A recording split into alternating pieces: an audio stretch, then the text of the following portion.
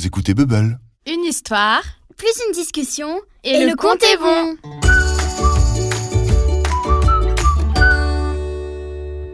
Fais-moi confiance.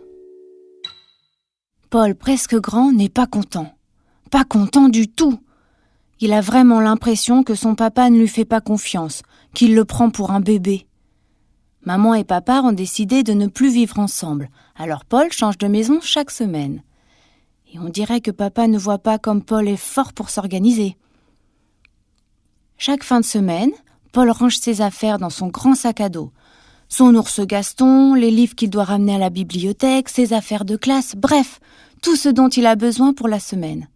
Et Paul, presque grand, est fier, parce qu'il n'oublie jamais rien. Mais papa n'a pas l'air de s'en rendre compte. Il lui parle comme s'il était un tout petit. Si, vous savez, il prend tout le temps une voix de « papa gnangnan ». Et Paul, ça le rend dingue. Parce que ce qu'il veut, Paul, c'est aller chercher le pain le matin, c'est utiliser un grand couteau pour faire la cuisine, c'est grimper tout en haut de la cage d'écureuil. Et c'est surtout faire tout ça tout seul.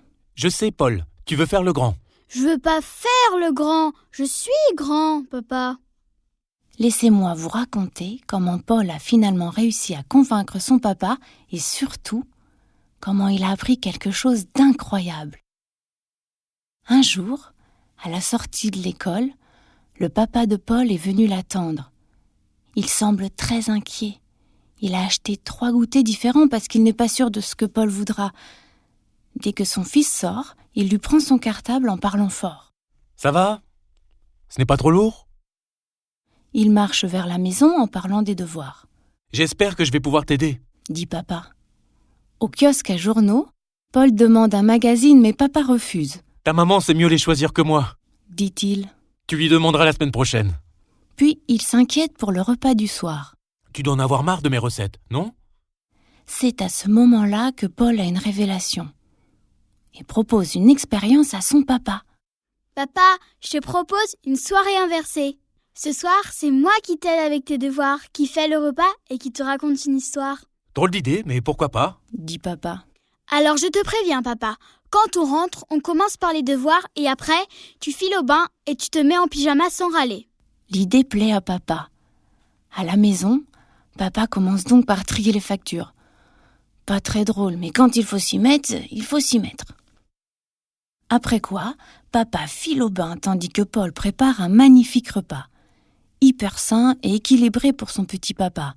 Jambon, poire tranchée, cornflakes et grenadine. Après le repas, Paul insiste pour que papa l'aide à débarrasser la table. Non sans mal. Papa aurait préféré faire un jeu. Papa file ensuite se laver les dents avant que Paul ne lui raconte une histoire dans son lit. Une histoire inventée dans sa tête parce que ce sont celles que papa préfère. Et juste avant qu'il ne s'endorme, Paul passe ses 2 bras autour du cou de papa et murmure « Bonne nuit mon papa. Fais-toi confiance, tu es le plus grand des papas. »